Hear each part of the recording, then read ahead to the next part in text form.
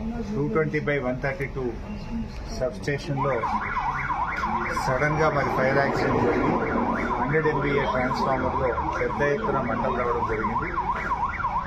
మాకు తెలిసిన సమాచారం మేరకు సాయంత్రం 6:20 సమయంలో కారణాలు ఏదైనా కూడా 100 MVA ట్రాన్స్ఫార్మర్లో పెద్ద ఎత్తున మంటలు చెలరేగడంతో విద్యుత్ సరఫరా అంతా నిలిపివేయడం జరిగింది. మరి మాకు సమాచారం రాగానే ప్రభాకర్ రెడ్డి ఎమ్మెల్యే గారు నేను ఇద్దరం హుటాహుటిన బయలుదేరి మరి మేము దాదాపు 7:30 ప్రాంతంలో ఇక్కడికి చేరుకోవడం జరిగింది.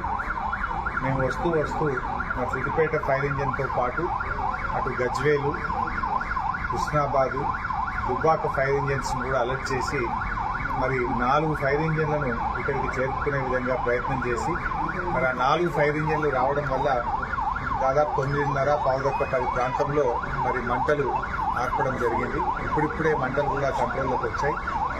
పాపం ఫైర్ అధికారులు కూడా 3 గంటల పాటు నిర్విరామంగా 4 ఫైర్ ఇంజిన్లు కూడా కృషి చేసి మరి మంటలు ఆర్పడం జరిగింది. అయితే నేను ఇక్కడికి వస్తున్న క్రమంలోనే రాష్ట్ర ఉప ముఖ్యమంత్రి వర్యులు, విద్యుత్ శాఖ మంత్రి వర్యులు బట్టి విక్రమార్క గారికి కూడా ఈ సంఘటన విషయాన్ని వారు తెలియజేసి మరి రాష్ట్ర స్థాయిలో కూడా ఉన్నత అధికారులను హైదరాబాద్ నుంచి పంపించాలని, వెంటనే విద్యుత్ సరఫరా పునరుద్ధరించడానికి అవసరమైన చర్యలు తీసుకోవాలని బట్టి విక్రమార్క గారిని కూడా కోరడం జరిగింది. వారు కూడా 15-20 నిమిషాల్లో విద్యుత్ అధికారులందరితో కూడా మాట్లాడి మరి రాష్ట్ర స్థాయిలో డైరెక్టర్ జగత్ రెడ్డి గారిని ఇక్కడ పంపుతున్నామని, విజిలెన్స్ ఎస్పీ గారిని, విద్యుత్ డిపార్ట్మెంట్ ఎస్పీ గారిని కూడా ఇక్కడ పంపుతున్నామని చెప్పారు. అదేవిధంగా విద్యుత్ శాఖ కార్యదర్శి రిజ్వీ గారితో కూడా నేను మాట్లాడి మరి వెంటనే విద్యుత్ పునరుద్ధరణకు కూడా చర్యలు తీసుకోవాలని చెప్పి నేను వారిని కూడా కోరడం జరిగింది. అయితే ఇప్పుడిప్పుడే మంటలు కంట్రోల్లోకి వచ్చాయి. ఇంకా కొద్దిసేపట్లో అధికారులు అన్ని సేఫ్టీ మెజర్స్ తీసుకున్న తర్వాత విద్యుత్ పునరుద్ధరణ పైన చర్యలు పెట్టడం జరుగుతుంది. మనకు సిద్దిపేట చుట్టూ ఇటు దుద్దెడ 132 kV సబ్స్టేషన్ ఉంది, అటు జక్కాపూర్ కూడా 132 kV సబ్స్టేషన్ ఉంది, ఇటు హబ్సీపూర్ కూడా 132 kV సబ్స్టేషన్ ఉంది, మనకు పాలమాకుల వైపు కూడా ఒక 132 kV సబ్స్టేషన్ ఉంది.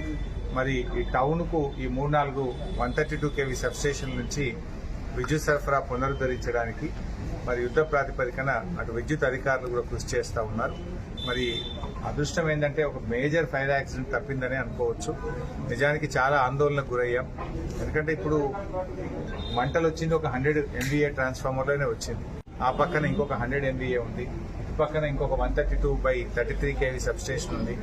పక్కకి ఏదైనా స్ప్రెడ్ అవుతుందేమో అనేటువంటి ఆందోళన, టెన్షన్ చాలాసేపు ఉండే. బట్ ఫైర్ డిపార్ట్మెంట్ అధికారులు చాలా బాగా కష్టపడి యుద్ధ ప్రాతిపదికన కృషి చేసి మంటలు ఆర్పారు. బట్ ఏది ఏమైనా ఈ సంఘటన మీద విచారణ జరపాలి. దీనికి కారణం ఏందో కూడా తర్వాత విద్యుత్ శాఖ మరి రివ్యూ చేసి ఇలాంటి సంఘటనలు పునరావృతం కాకుండా చర్యలు కూడా తీసుకోవాల్సిన అవసరం ఉంది. ఎందుకంటే పట్టణ నడిబొడ్డున ఉంది ఈ సబ్స్టేషన్. ఏదైనా పేలిపోయి ఏదైనా ఇబ్బంది జరిగితే చాలా ప్రమాదం జరిగేటువంటి అవకాశం కూడా ఉండే. దీనికి కారణం ఏందనేటువంటిది కూడా తర్వాత లోతుగా విచారణ జరిపి దాని మీద కఠినమైనటువంటి చర్యలు కూడా తీసుకోవాలని చెప్పి మేము ప్రభుత్వాన్ని కోరుతా ఉన్నాం.